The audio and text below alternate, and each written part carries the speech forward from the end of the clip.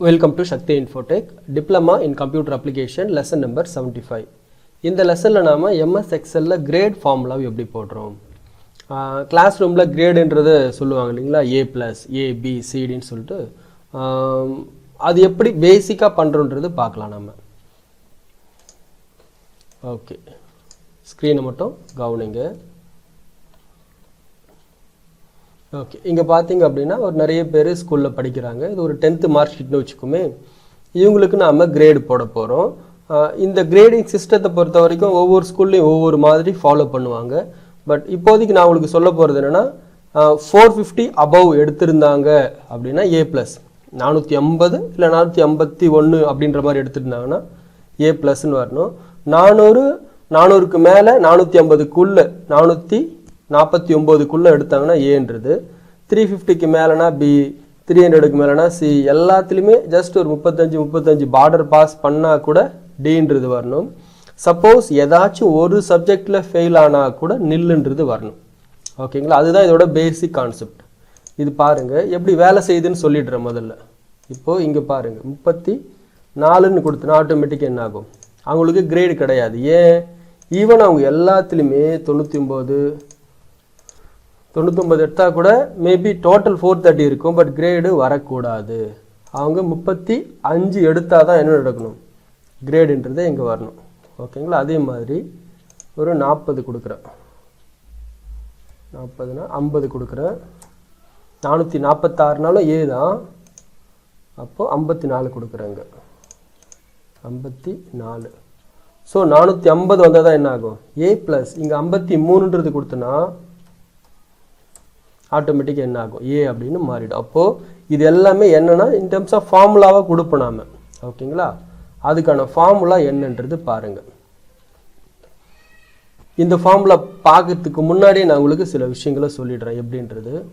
இதை பொறுத்த வரைக்கும் என்னென்னா, முதல்ல நான் 5 மார்க்கையுமே செக் பண்ணணும். 5 மார்க்கும் 35 அதுக்கு மேலே இருந்தால் தான் நான் டோட்டலாக செக் பண்ண வேண்டிய ஒரு கட்டாயம். சப்போஸ் நான் இங்கே பார்க்குறேன், இங்கே எனக்கு 33 தான் மார்க்குனா நான் மற்ற எதையுமே பார்க்க தேவையில்லை, ஆட்டோமேட்டிக்காக இங்கே என்ன பண்ணலாம், நில் அப்படின்னு போட்டுருவேன். அப்போது 5 மார்க்குமே 35 மேலே இருக்கணும், அந்த கண்டிஷனை செக் பண்ணணும். அப்படி இருந்தாலுமே கூட டோட்டல் 450க்கு மேலே இருந்தால் A+ன்னு போடு, 400க்கு மேலே இருந்தால் ஏன்னு போடு, 350க்கு மேலே இருந்தா அப்படின்னும் போது எல்லாமே இஃப் ஸ்டேட்மெண்ட்டை நம்ம யூஸ் பண்ண வேண்டியிருக்கும். ஓகேங்களா, அதுக்கான ஃபார்முலா தான் இது.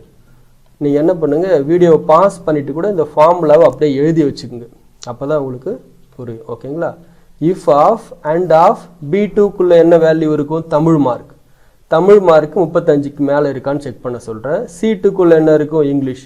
D2க்குள்ளே மேக்ஸு, E2க்குள்ளே சயின்ஸு, F2க்குள்ளே சோசியல் சயின்ஸ். அப்போ எல்லா மார்க்குமே 35 அதுக்கு மேலே இருந்தால் என்ன பண்ண சொல்கிறேன், G2வை செக் பண்ணு. G2க்குள்ளே என்ன இருக்கும், டோட்டல் வேல்யூ. அந்த டோட்டல் வேல்யூ 450 அதுக்கு மேலே இருந்தால் A+ன்னு போடு. அப்படி இல்லைன்னா 400க்கு மேலே இருக்கான்னு பாரு, 400க்கு மேலே இருந்தால் ஏன்னு போடு. அப்படியும் இல்லையா, 350 அதுக்கு மேலே இருக்கான்னு பாரு, G2 போடு. அப்படி இல்லைன்னா ஜஸ்ட் ஒரு 300 இருக்கா பாரு, இல்லை 175 இருக்கான்னு பாரு. அப்படி இல்லைன்னா நம்ம என்ன பண்ணலாம், நில்லுன்றதை கொடுக்க சொல்லி நான் ஒரு ஃபார்முலாவை கொடுத்துருக்கேன். ஓகேங்களா, இந்த ஃபார்முலாவை நான் இங்கே டைப் பண்ணி காமிக்கிறேன், ஒவ்வொன்றா கவனிங்க. சரிங்களா, இங்கே இருக்கிறதுல ஒவ்வொரு கம்மாவும் ரொம்ப ரொம்ப முக்கியம், ஒவ்வொரு பிராக்கெட்டும் ரொம்ப ரொம்ப முக்கியம்.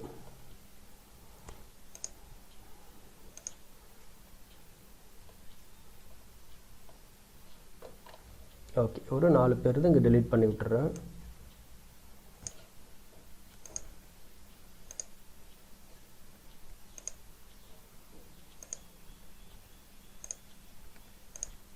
ஓகே,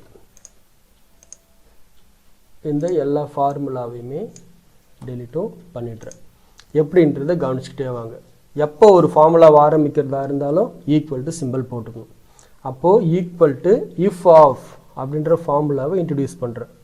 இருந்தா அப்படின்றது ஃபஸ்ட்டு கண்டிஷன். இப்போ நான் என்ன பண்ண போகிறேன், மோர் தென் ஒன் வேல்யூ, அதாவது மோர் தென் ஒன் செல்குள்ளே இருக்கிற வேல்யூ செக் பண்ணுறதுக்கு என்ன வேணும், அண்ட் அப்படின்றது. ஓகேங்களா, AND அண்ட் அப்படின்றத கொடுத்துட்டு இதுக்கிட்ட என்ன சொல்கிறேன், நான் தமிழ் மார்க்கை செக் பண்ணுப்பா, என்ன வரணும், கிரேட்டர் தென் 34 கூட கொடுத்துக்கலாம். ரெண்டுமே ஒன்று தான். Greater than or equal to 35னால ஒன்று தான், கிரேட்டர் தென் 34னால ஈவன் சேம் நம்பர் தான்.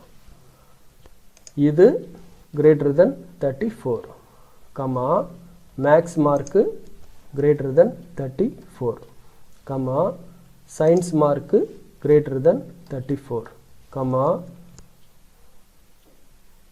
சோசியல் சயின்ஸ்க்கு F2ன்னு வரும் இல்லைங்களா. சம்டைம்ஸ் இந்த மாதிரி வந்துச்சுன்னா கூட F2 அப்படின்னு கூட டைப் பண்ணிக்கலாம். F2 greater than 34. இப்போ பிராக்கெட்டை க்ளோஸ் பண்ணிக்கிறேன்.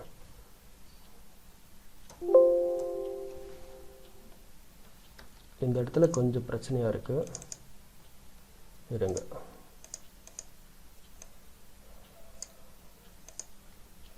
wrap டெக்ஸ்ட் கொடுத்துக்கிறேன். சம்டைம்ஸ் ஃபார்முலா என்ன ஆகும்னா அடுத்தடுத்த செல்லுக்கு வரும்போது நம்ம கிளிக் பண்ணுறது ரொம்ப கஷ்டமாக இருக்கும். Equal to if of logical text and of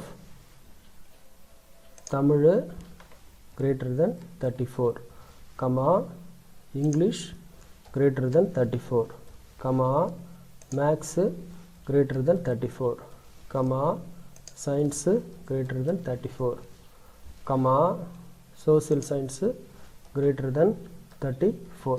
இப்போ bracket க்ளோஸ் பண்ணிக்கிறேன். ஓகேங்களா. இது எல்லாமே ட்ரூவாக இருந்தால் அதுக்கு அடுத்து நான் என்ன செக் பண்ணணும், டோட்டலை செக் பண்ணணும். இப்போது இந்த இடத்துல நான் என்ன பண்ணுவேன் அப்படின்னா டோட்டலை செக் பண்ணுறதுக்காக கமா அடுத்து திரும்ப ஒரு இஃப் ஸ்டேட்மெண்ட்டை இன்ட்ரடியூஸ் பண்ணுறேன். இஃப் ஆஃப் இப்போ நான் என்ன சொல்கிறேன், இந்த டோட்டல் நம்பரை செக் பண்ண சொல்கிறேன். ஈக்குவல் டு இங்கே என்ன பண்ணுறேன் அப்படின்னா கிரேட்டர் தென் 4 449 இருக்கா. மேபி நீங்கள் கிரேட்டர் தென் ஆர் ஈக்குவல்டுன்னு போட்டிங்கன்னா 450ன்னு போடலாம். நான் வெறுமனே கிரேட்டர் தென் அப்படின்னா 449க்கு மேலே இருந்தால் கமா டபுள் கொட்டேஷனுக்குள்ள ஏ ப்ளஸ். இப்போ டபுள் கொட்டேஷனை க்ளோஸ் பண்ணிக்கிறேன். அப்படி இல்லைன்னா கமா போட்டு திரும்பவும் என்ன பண்ணணும் அப்படின்னா இஃப் ஸ்டேட்மெண்ட்.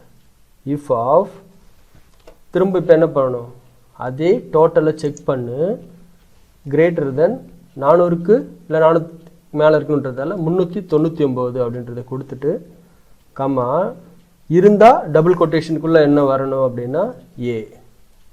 இப்போது டபுள் கொட்டேஷனை க்ளோஸ் பண்ணிக்கிட்டு இதுவும் இல்லை அப்படின்னா மறுபடியும் என்ன பண்ணுறேன், கமா மறுபடியும் இஃப் ஸ்டேட்மெண்ட்டை இன்ட்ரடியூஸ் பண்ணுறேன். இஃப் ஆஃப் திரும்பவும் டோட்டலை செக் பண்ணு 350 அதுக்கு மேலே. அப்போ என்ன பண்ணுறேன், கிரேட்டர் தென் 349 இருந்தால் என்ன வரணும், டபுள் கொட்டேஷனுக்குள்ள பி. இப்போ டபுள் கொட்டேஷனை க்ளோஸ் பண்ணிக்கிட்டு கமா திரும்பவும் ஒரு இஃப் ஸ்டேட்மெண்ட்டை இன்ட்ரடியூஸ் பண்ணுறோம். இஃப் ஆஃப் மறுபடியும் டோட்டலை செக் பண்ண அது 300க்கு மேலே இருக்கா. G2 கிரேட்டர் தென் 299 இருந்தால் டபுள் கொட்டேஷனுக்குள்ள சி ரிசல்ட்டு சின்னு வரணும். திரும்ப டபுள் கொட்டேஷனை க்ளோஸ் பண்ணிவிட்டு கமா மறுபடியும் இஃப் ஸ்டேட்மெண்ட். இஃப் ஆஃப் இது டோட்டலை செக் பண்ணு லீஸ்ட் வேல்யூ என்ன வரும், கிரேட்டர் தென் 174. 174க்கு மேலே இருந்தாலே கம்பல்சரி எல்லாத்தையும் 35 மார்க் வாங்கியிருப்பான்னு தான் அர்த்தம். 174 கொடுத்துட்டு கமா இருந்தால் டபுள் கொட்டேஷனுக்குள்ள டி. இப்போ டபுள் கொட்டேஷனை க்ளோஸ் பண்ணிக்கிட்டு எத்தனை ப்ராக்கெட்டை ஓப்பன் பண்ணமோ அத்தனை ப்ராக்கெட்டை க்ளோஸ் பண்ண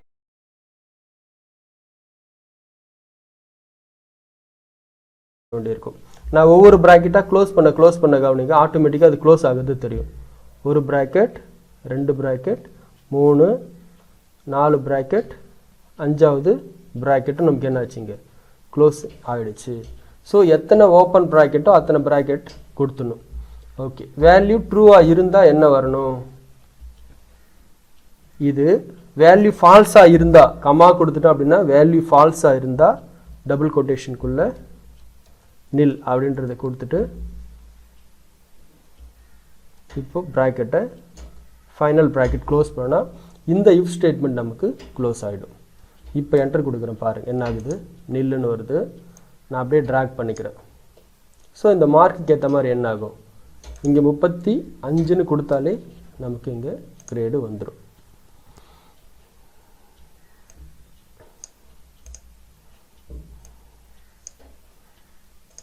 ஓகே, இந்த ஃபார்முலாவை மட்டும் கொஞ்சம் புரிஞ்சுக்குங்க. கொஞ்சம் ஜூம் பண்ணி காமிக்கிறேன்.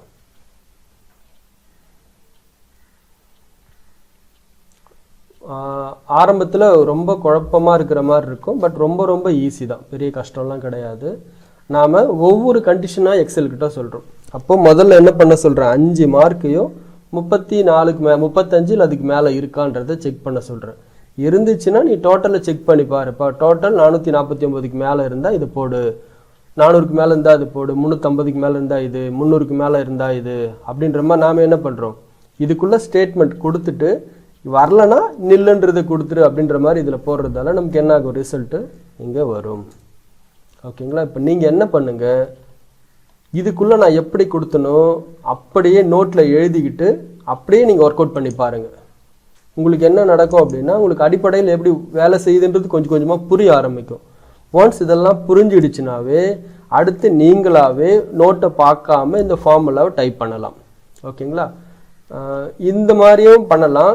நீங்கள் கூட கொஞ்சம் எக்ஸ்ட்ராவாக புரிஞ்சிக்கணும் அப்படின்னா மேபி 12th மார்க் ஷீட்டில் தியரிட்டிக்கல் மார்க்கையும் சேர்த்து ஆட் பண்ணி பாஸ் ஆஃப் ஃபெயிலான்றதை என்ன பண்ணலாம், வர வைக்கிறதா இருந்தால் வர வைக்கலாம். ஈவன் நீங்கள் காலேஜ் ஸ்டூடெண்ட்டாக இருக்கீங்க அப்படின்னா உங்கள் காலேஜில் எப்படி மார்க் சிஸ்டம் கால்குலேட் பண்ணுறாங்க அப்படின்ற இந்த வேல்யூ கூட நீங்கள் என்ன பண்ணலாம், சேஞ்ச் பண்ணிக்கலாம். மேபி A+A அப்படிலாம் வேணாம், ABCD வேணும் அப்படின்னா கூட நீங்கள் என்ன பண்ணலாம், இந்த ஃபார்முலாஸ்குள்ளே சில சேஞ்சஸை பண்ணிங்கனாலே போதும், அதுக்கு ஏற்ற மாதிரி மாறிடும். உதாரணத்துக்கு இந்த ABCDன்றது வேண்டாம், காமனாக வந்து ABCன்னு மட்டும் இருக்கட்டும்னு வச்சுக்கோமே. அப்போது 450க்கு மேலே வாங்கினா ஏன்னு இருக்கட்டும், 400க்கு மேலே வாங்கினா பின்னு இருக்கட்டும், அதுக்கப்புறம் வரக்கூடிய எல்லாமே டி தான், சின்னு வச்சுக்கோமே. ABC 3 கிரேடு மட்டும்தான் போடுறதா இருந்தால் இப்போ ஃபார்முலா பாருங்கள் எப்படி மாத்திரன்றது. கொஞ்சம் ஜூம் பண்ணுறேன். ஓகே, இந்த ஸ்டேட்மெண்ட் வரைக்கும் கரெக்டாக இருக்கும் நமக்கு. அப்போது இஃப் ஆஃப் G2 449க்கு மேலே இருந்தால் A+ன்னு வேணாம், எனக்கு ஏன்னு இருக்கட்டும். அதே மாதிரி 400க்கு மேலே இருந்தால் ஏன்னு வேணாம், பின்னு இருக்கட்டும். அதே மாதிரி 349 அப்படின்றது மேபி இது வந்து என்ன பண்ணலன்னா, ஏன்றது ஒரு 450க்கு மேலே, இது வந்து ஒரு 300 அதுக்கு மேலே வச்சுக்கும். அதே மாதிரி ஒரு 300க்கு மேலே இருந்தால்